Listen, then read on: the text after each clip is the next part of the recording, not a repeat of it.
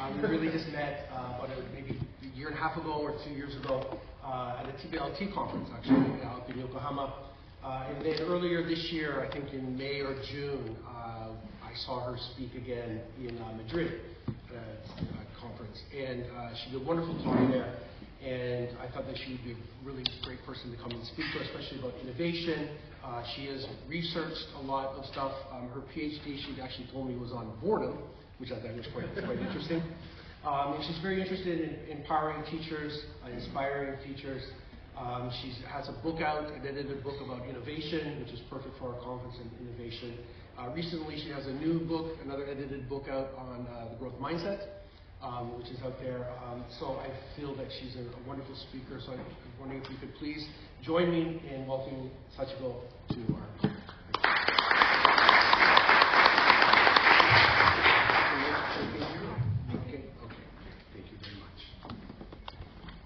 Thank you so much, Peter. That was such a wonderful introduction. I feel humbled. And thank you so much for this amazing opportunity. I am so grateful that you are all here. And actually, this is my very first time to give a plenary talk. So my heart is pounding and my voice is shaking and my palms are sweating. But I take this as a sign of excitement and not anxiety. Okay, I'd like to begin my talk with this quote about innovation. How can we conceptualize it in our field? Well, innovation is a driving force of progress. It is what keeps our field from fossilizing.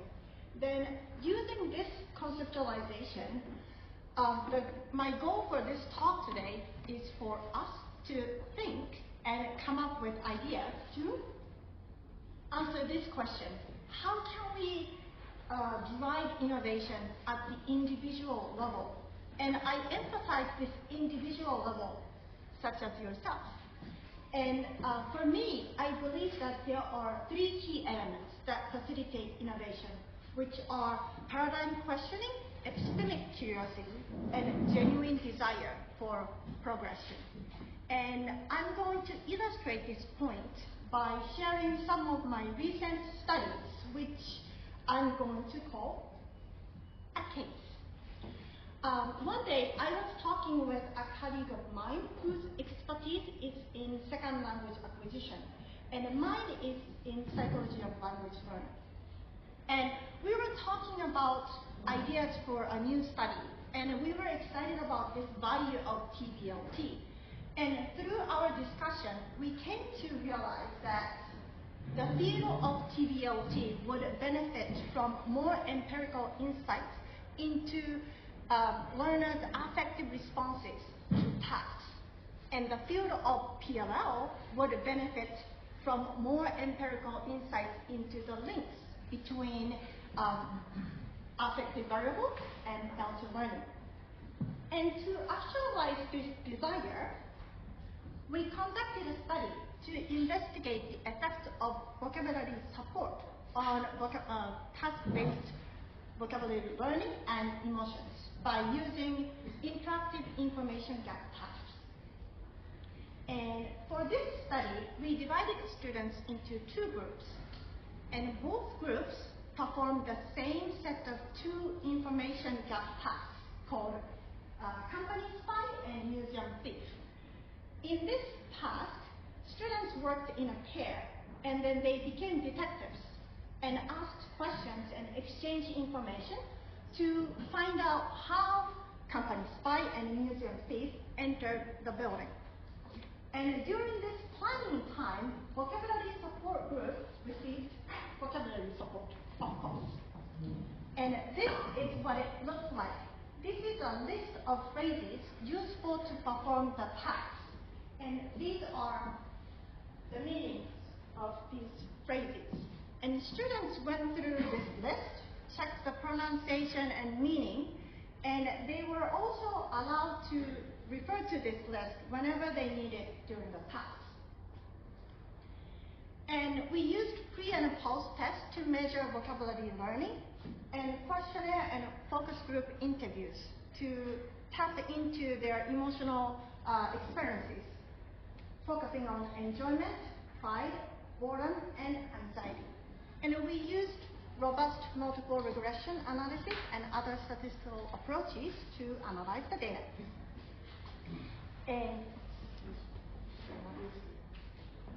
And what we were so excited and curious about was to find out whether our findings would confirm our hypothesis, especially the ones with emotions. Based on the literature, we expected that the vocabulary support would increase the chance of experiencing positive emotions and decrease experiencing negative emotions by helping them to perform the tasks better. And let's see what we found. These plots illustrate the vocabulary gains measured by pre and post tests. And these numbers are simply group means. And as I indicated in red, a statistically significant gain was observed with vocabulary support group. Yay, just as we expected, right? No surprise here. Then, did vocabulary support group students actually perceive the task less difficult because of the vocabulary support? Yes, seems like it, but the difference wasn't statistically significant. And what was quite shocking was the results of emotions. Actually, task-only group students reported experiencing higher levels of enjoyment and pride with statistically significant differences. And these students also experienced lower levels of boredom, although there wasn't much difference between the levels about anxiety. In other words, our findings were completely opposite of what we expected. And this finding sparked our curiosity to find out why. So we looked into the focus group interview data and students' task performances that we audio recorded and transcribed. And it seems that task-only group students were more creative and explorative about the unknown. For example, when they didn't know how to say handcuffs, they did handling or police catch. And they didn't know how to say fingerprints. They said, cell phone open, not Face ID. You know, these days we open our phones with either Face identification or fingerprints. So they're pretty creative, right? And vocabulary support group students, on the other hand, they seem to be focused more on accuracy. Because they had the vocabulary list, they're like, yes, I know how to say this, or no, I don't know how to say this. So this finding, first of all, challenged our beliefs about the support, that linguistic scaffolding is always helpful to perform the tasks better or to increase positive emotional experiences. And this finding also led us to think about the impact of Japanese education system about English. Japanese students often demonstrate stronger focus on accuracy, which is typically influenced by traditional L2 teaching method that emphasizes memorization of vocabulary rules and grammar rules and vocabulary, together with accuracy-oriented entrance exams.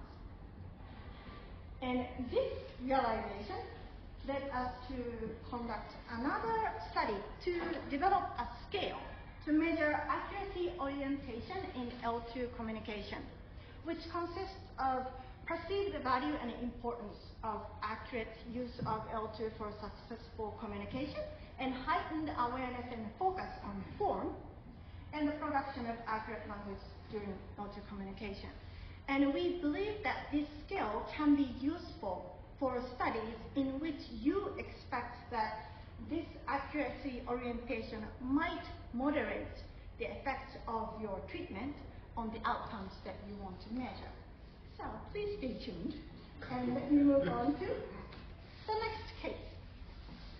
About 2 years ago, I was invited to a research project because of my research background in engagement. And just so that we are on the same page, engagement is typically viewed as active participation and involvement in learning activities. And it is a multi-dimensional construct involving behavioral, cognitive, social, affective, and agentic. And when I got this invitation, I was heavily working on language learners' emotions. So I needed to update my knowledge of the topic by, of course, doing a lot of literature review. And the specific questions I wanted to learn more about were how engagement is operationalized and what indicators are used to measure engagement. And the more I read, the more OMG showed up, because I saw a lot of issues or confusions in engagement research, and no one seems to be saying anything about them. One of the biggest issues I saw was operational and measurement overlap between emotions and emotional engagement. Emotional engagement is often operationalized as the presence of positive emotions and absence of negative emotions. And questionnaire items that are designed to measure emotional engagement are pretty much identical to those of emotions. Then what are the differences? Another issue I encountered was indicators representing multiple dimensions, one of which is asking questions. Some researchers say asking questions indicates behavioral engagement by focusing on the actual behavior of raising hands and asking questions. Some researchers, on the other hand, say, well, it indicates cognitive engagement because formulating a question in another language requires some cognitive work, right? But some studies use asking questions as the measurement of social engagement by viewing it as a conversation, topic management device to reciprocate speakership. For example, by saying, what do you think?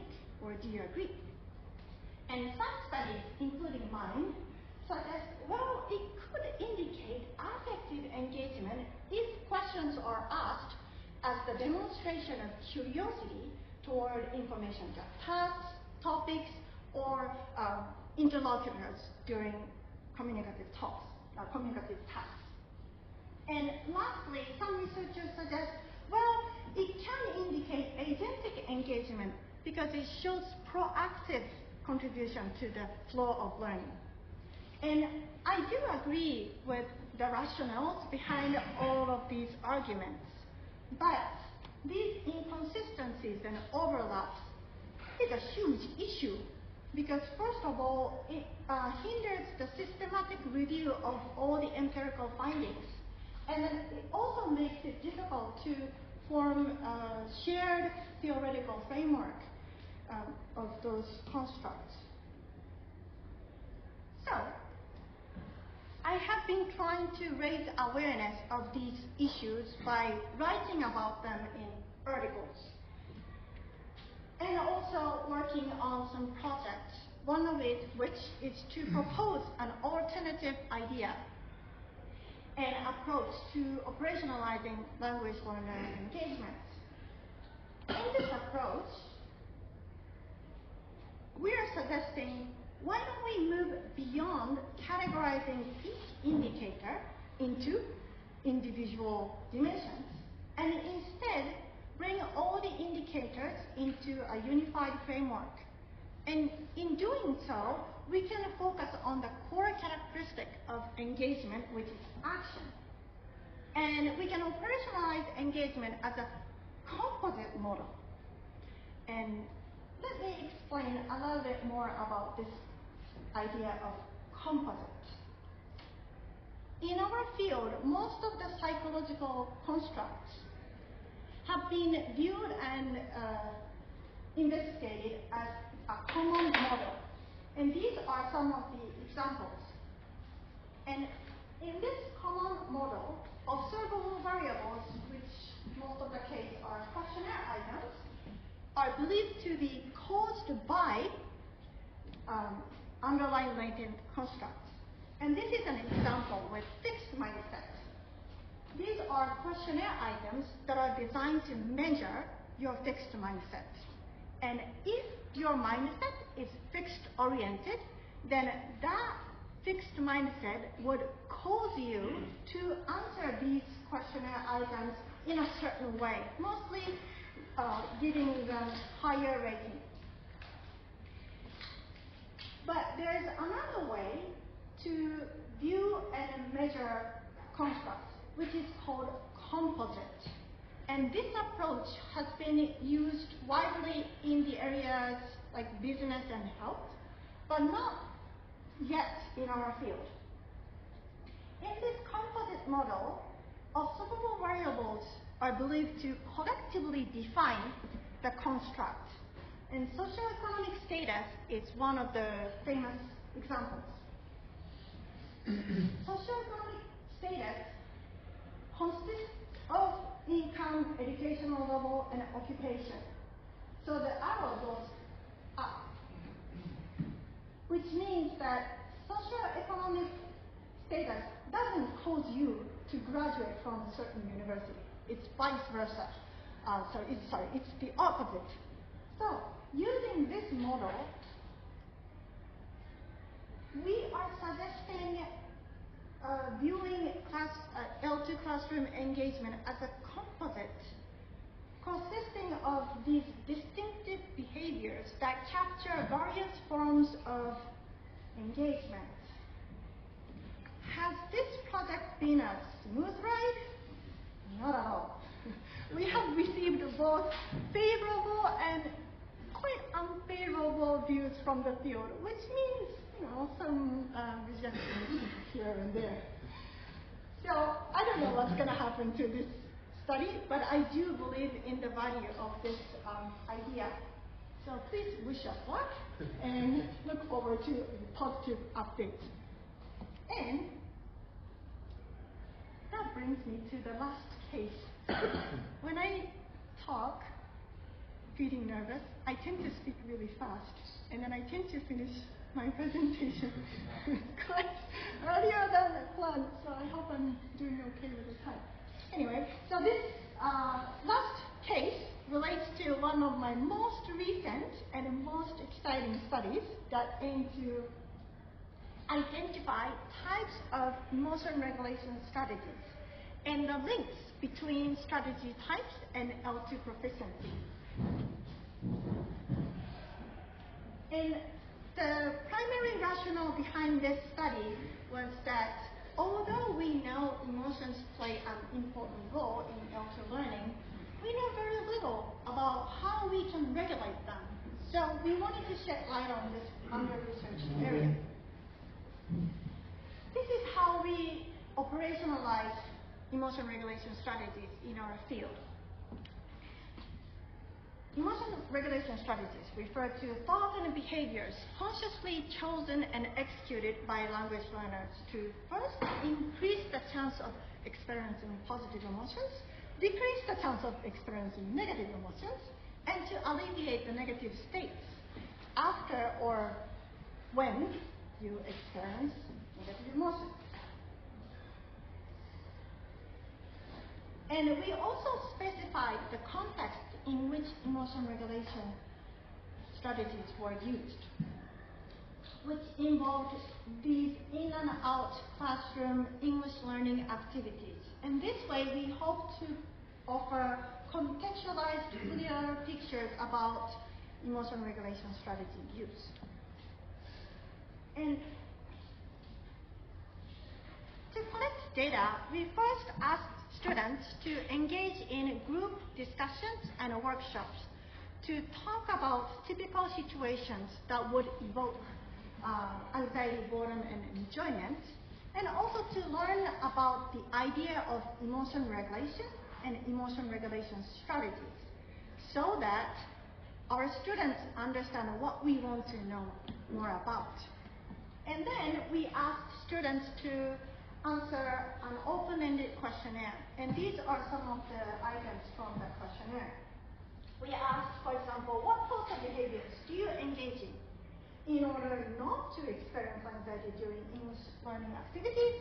And when you experience anxiety during English learning activities, what thoughts or behaviors do you engage in to cope with the anxiety?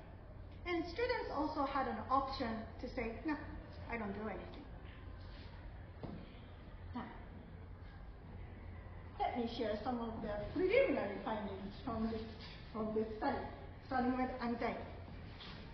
The third most reported strategies to regulate anxiety was social support seeking.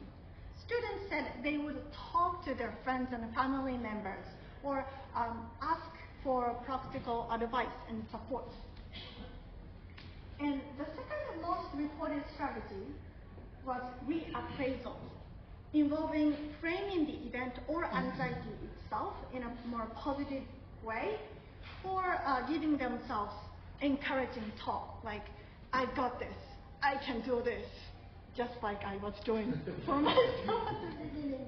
And these strategies were commonly used both before and after experiencing anxiety.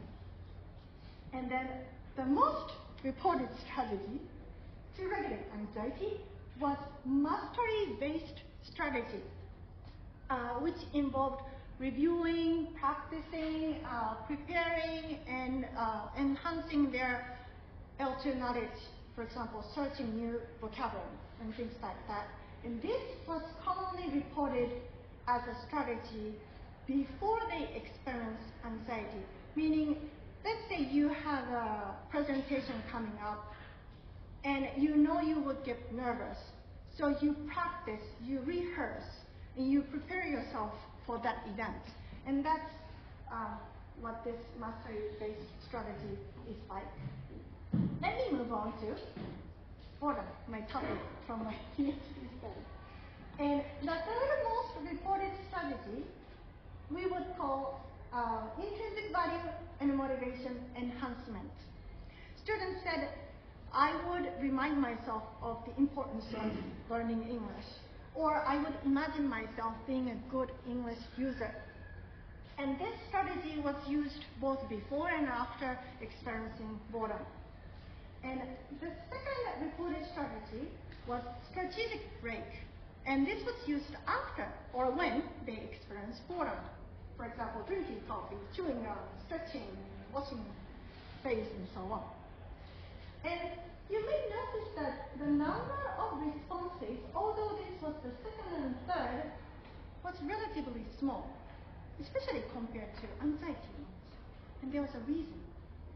It was because distraction was by far the most popular strategy. And it was commonly used when and after they experienced boredom. They said, well, when I feel bored, I'll grab my phone and check Instagram and text my friends. Or when I feel bored in class, I think about something fun, such as what to do after class or my plans for the weekend and so on. And what was striking about this finding, apart from this number, was the difference in the way that students regulate anxiety and boredom. It seems like when students regulate anxiety, they tend to engage in activities that would help them enhance their language learning. When they regulate boredom, on the other hand, they tend to disengage from these activities. And another interesting aspect of this finding was its implication. You know, in our field, it is widely acknowledged that anxiety is not good. It's bad for language learning. But I kind of feel like anxiety is unnecessarily being demonized a bit, when in fact it can bring some positive outcomes, such as making them work hard. And actually, this study was full of surprises that challenged my beliefs and well-established paradigms about language learning emotions and emotion research. So, I'm going to share another one. And this was a finding from a preliminary survey. Before we conducted this study, we wanted to choose which emotion to focus on for emotion regulation strategy study. Because we believe that the nature of strategies to regulate, let's say, anger will be quite different from those to regulate anxiety. So we first selected 15 discrete emotions from the relevant literature and asked students, how often did you experience these emotions? And the students responded to the question by using Likert scale from 1, never, to 6, always. And just for fun, please look at the list and then guess which emotion was most frequently experienced. And you can share your ideas with your lovely neighbors if you like.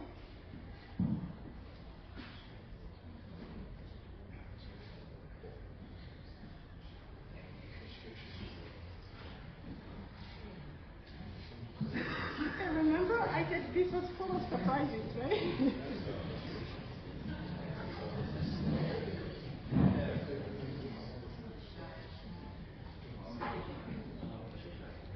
Okay, the moment of truth. Gratitude. What? Right? What? And just to be clear, this questionnaire was anonymous. And although, yes, we asked my students and my colleagues' students in the classroom, we emphasized that do not think only of this class, but think of all the English learning activities that you have engaged in university context. And so I believe that this response was an authentic one. Then, in our field, we have spent so much energy on investigating anxiety, but anxiety doesn't even sit at the top 3. And yes, this was just a simple questionnaire about frequency. We didn't consider the intensity of the emotional experiences or the impact of these emotions on language learning variables. But I do believe that this type of finding encourages us to be open to new ideas, such as these other types of emotions that may worth our attention. And also, this finding encourages us not to start our study with preconceived notion about the topic, and instead be open and curious about new possibilities.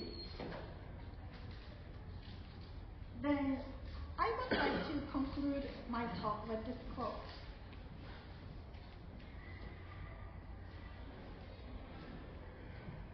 I think the older we get and the more experiences we have, the safer we tend to play. So when we think of an idea that we feel excited about, we immediately talk ourselves out of it by saying like, oh, I'm too busy, or this is a stupid idea, or I don't have time for that, or what if it doesn't work out? But I believe these ideas are generated by our beautiful intelligence and epistemic curiosity. So by not acting on them, I feel like we are missing a great chance to experience something extraordinary. And even if we don't get the results that we anticipate initially, we learn great lessons from that experience. And what is more extraordinary than that? So, I would like to encourage each one of you today to be more playful and bold, and inspire innovation in your own unique context. Thank you.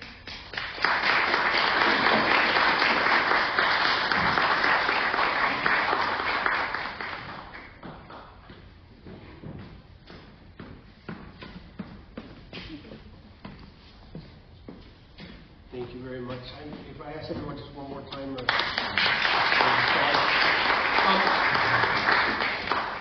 We have, I failed to actually say this at the beginning, but we do have a Q&A session afterwards. So I probably throwing this, think of a question now. But if you have any questions for Sachiko in regards to her talk or anything like that, you can just maybe put on your teacher's voice. And I had a question about, about when you're talking about boredom, you had 3 different groups, yes. right? And the third group, I think, had a more positive view of boredom. Seemed a little bit more useful. I wonder if you could go back to that slide. Yeah. Yeah, so the third group seems a little bit more like it would be more useful in the classroom. I was wondering if you cross-reference how successful these groups were in actually learning languages, because it seems like that third group may be actually more, more fruitful. No? Yes, you nailed it. That was our interest. We thought that, or we hoped that certain strategies, such as those good ones, might be correlated with English proficiency. And I have a reason that I said, hold on. Preliminary. Sorry to prolong my answer, but we haven't looked at yet. I was busy preparing for this talk, but I can't wait to get into that and hopefully find something. Not hopefully, but it would make more sense, right? If we can see the link, but we don't know, or I don't know yet. Right. Thank you. Okay, thank you. Beautiful question. Thank you. Is anyone else have a question or comment? Oh, yes. Down over there. Yeah. Again, just your teacher's voice, please. Thank you very much. Just out of curiosity. Curiosity. Do a survey. What were their majors? Oh, majors. They were from various majors: economics, English, history, many. Yeah. We try to, although all of them were Japanese students, we try to at least cover a wide range of majors, not only English major, and also in terms of proficiency level. Yeah. Thank you for your question. Thank you. I like the quote you had on the last slide. Oh, thank you. Is that yours? Actually, no. And I kind of felt bad about not citing the source, but I think I heard that from a podcast or something. So I wrote it down and put it on my kitchen counter to remind myself. Okay, that was very nice. Oh, thank you. Thank you. I think so too.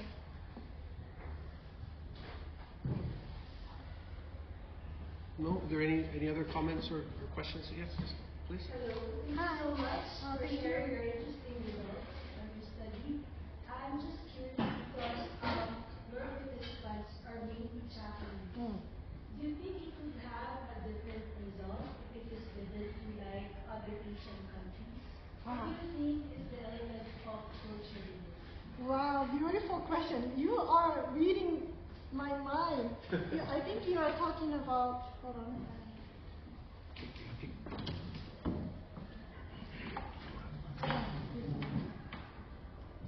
I think you are talking about this one, right? Yes, yes. So we were really shocked. Why gratitude? And yes, what you said was exactly the guess we had. I think in Japan, gratitude, kids grow with gratitude. Your parents tell you, you need to be grateful, say thank you. So this feeling of gratitude is ingrained in them. So it's natural for them to feel grateful. And actually, after this result, or based on this result, I had 2 focusing group interviews with students and then asked them, why gratitude? And then they said, well, I feel thankful to my classmates who cooperate with me well, or who try to understand my English and who I can have fun with, or to the teacher, or even to the textbook publisher for for helping them to prepare for the entrance exams. And we thought we would get definitely a completely different picture of this when we asked different groups of learners from different cultures. So yes, great point. Thank you for bringing that up.